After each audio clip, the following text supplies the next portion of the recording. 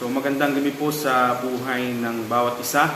Ngayon po ay tayo ay mag-aaral ng salita ng ating Panginoon at ngayon po ay prayer meeting and isasend ko na lamang po ito sa messenger sapagkat maulan po ngayon at mabilis lamang po ito.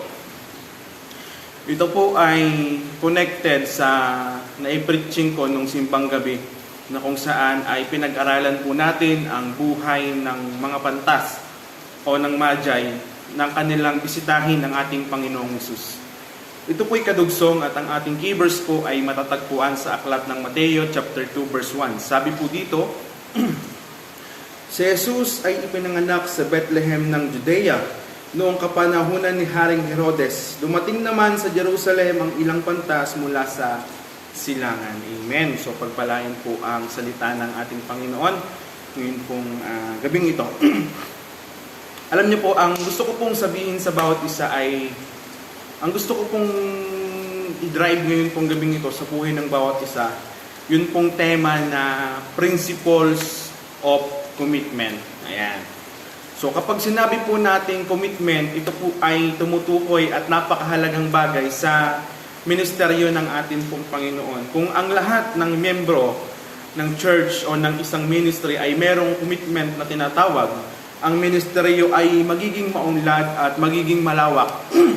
Ito ay napakahalagang bagay na kailangan taglayin ng isang Kristiyano para siya ay lumago sa pananampalataya. Kaya ngayon pong 2026, gusto ko pong sabihin at iparating sa buhay ng bawat isa na dapat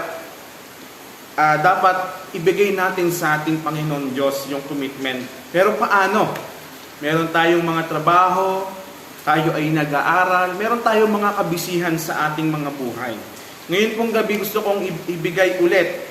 Ito po yung na-topic ko na sa discipleship. Gusto ko pong ibigay yung tatlong prinsipyo, the principles of commitment.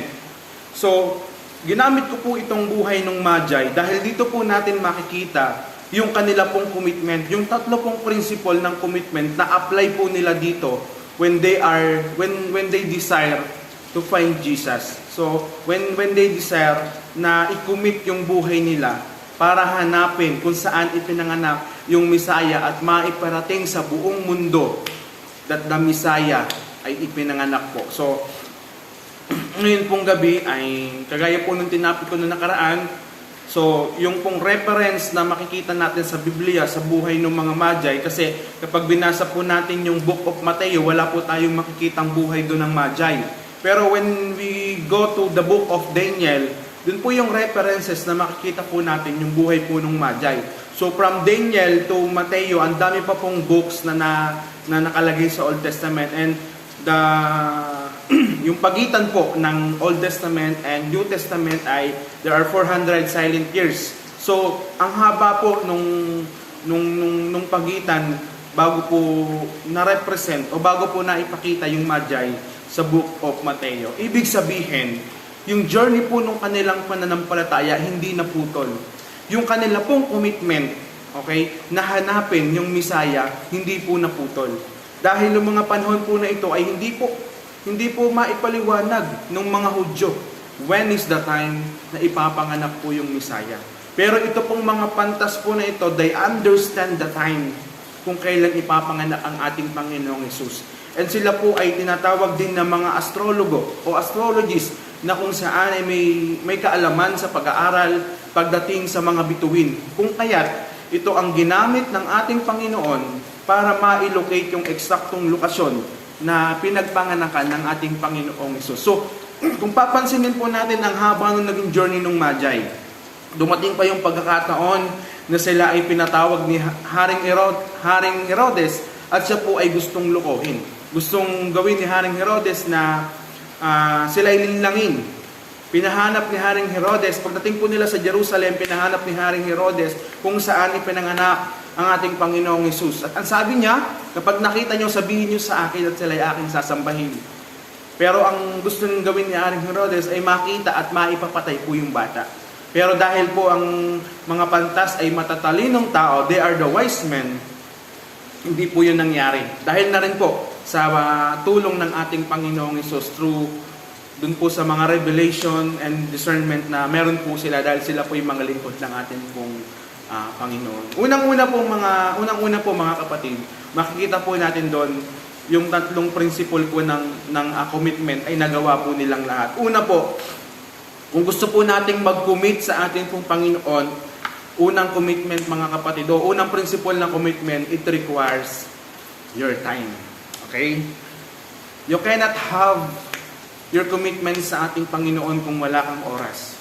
Kasi ang commitment sa ating Panginoon ay pagbibigay ng iyong buhay sa ating pong Panginoon. Pagbibigay ng iyong oras. Yung number one po yung time. Imagine po natin, hallelujah, yung binigay na effort ng mga pantas, ng wise men sa paglalakad, paglalakbay para hanapin ng ating Panginoon. We don't know kung sila po ay may asawa, kung sila po ay may pamilya. Isa lang po yung bagay na alam po natin. Binigay po nila yung time nila para po isik si Jesus kung nasaan po siya. Ngayon pong 2026, kung gusto po natin ibigay yung commitment natin sa ating Panginoon, let us give time sa ating pong Panginoon. Ngayong 2026, ipangako po natin na tayo ay a-attendan ng prayer meeting, a-attendan ng gathering, magdi-discipleship na tayo, a-attendan ng youth fellowship, maglilinis na ng simbahan, magbabasa na ng Biblia. That was time and that was the best commitment na pwede mong ibigay sa atin pong Panginoon. Your time. Yan po yung unang principle ng commitment, yung time. Okay, mabilis lang po ito mga kapatid. Padalawa pong principle ng commitment na makikita po natin doon po sa story po nitong Magi and ng ating Panginoong Hesus nung kanya pong panganakan, yung tinatawag po na talent. Una po time, pangalawa po yung talent. Ano po yung talent? Kung babasahin po natin yung yung Book of Daniel, chapter 2, makikita po natin doon na sila po ay, nabanggit po doon na sila po ay mga astrology. So they have the talent na pag-aralan yung mga bituin na kung saan ay ginamit po nila yung kanila pong talento, yung kanila pong galing upang umahanap ang ating pong Panginoong Jesus.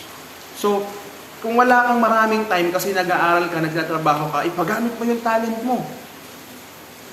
I-commit mo sa ating Panginoon na ipapagamit mo yung talent mo ngayong 2026 sa ating pong Panginoon. Paano? Hindi ka makapunta dun sa gawain, mag-assign ka ng mga magte-take ng pictures, magte-take ng videos, gawin mo sa bahay. Kung ang talent mo ay pagdating sa mga technologies, pag-i-edit or whatsoever. Okay, kung ang talent mo ay pagre-repair ng mga gamit ng church, kung wala kang time ngayon, pagdating ng Sabado, gawin mo yung mga dapat gawin sa church, ipagamit mo yung talento mo sa ating Panginoon. If you have the talent sa mentoring, ipagamit mo, mag-mentoring ka. If you have the talent sa paggagawa ng upuan, paggagawa ng lamesa, hindi ka makapunta sa church, gawin mo sa bahay. Ano man yung talentong meron ka, let's say skills na meron ka, ipagamit mo sa ating Panginoon. Kagaya nito pong mga Magi, nung nag-commit po sila, naisik si Jesus, hanapin si Jesus, ginamit po nila yung talento po nila. Mga kapatid, ang galing lang po ng ating pong Panginoon kasi sa lahat ng bagay, siya po ay, yung response niya ay palaging magaling, palaging kamangha-mangha. So, we have the talent, we have the time, we have the talent, and panghuling bagay po mga kapatid, yung treasure. Ano po? Kagaya po ng sinabi ko kanina, itong tatlong principle po ng commitment ay present po dito sa Magi story. So, yung talent, yung pong treasure mga kapatid, kung babasahin po natin itong Matthew chapter 2, nang makita po nila ang ating pong Panginoong Hesus, sila po ay nagbigay ng tatlong gift sa ating pong Panginoon, yung gold, frankincense, and myrrh. Ito po yun mga kapatid. I-commit mo ngayong 2026 na ibibigay mo yung commitment mo sa ating Panginoon. Kung wala kang oras, dumalo sa mga gawain, makatulong sa mga gawain, if you don't have the talent sa mga bagay-bagay sa ministry, use your treasure. Patatlong principle po ng commitment mga kapatid, yung treasure. Kung wala kang oras at wala kang talento, use your treasure. Suportahan mo yung gawain. Magbigay ka ng pangmeryenda ng mga gagawa, pangmeryenda ng musician, panggasolina ng musician, panggas ni pastor papunta sa ministry, panggas ng mga kabataan papunta sa youth fellowship, if you have that treasure. So mga kapatid, yun po yung tatlong principle ng commitment na kahit isa doon mga kapatid, kung ano yung available sa iyo, if you have the time, kung available yung oras mo, kung wala kang talent, wala kang treasure, pero marami kang time, yan yung ibigay mo sa ating Panginoon para ituloy yung commitment mo ngayong 2026. Kung wala kang time pero may talent ka, yan yung ibigay mo para ituloy yung commitment mo ngayong 2026. If you don't have time and talent, treasure mga kapatid.